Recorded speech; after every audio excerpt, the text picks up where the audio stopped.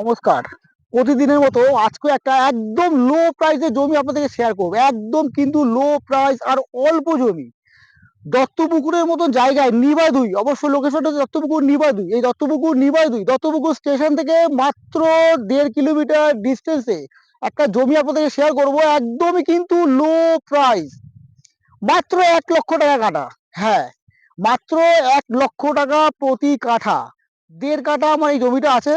এই যে দেখতে পাচ্ছেন, এই হচ্ছে খুঁটো থেকে একদম পুরো ফুল স্কোয়ার জমি, একদম ফুল স্কোয়ার জমিটা, একদম ফুল স্কোয়ার।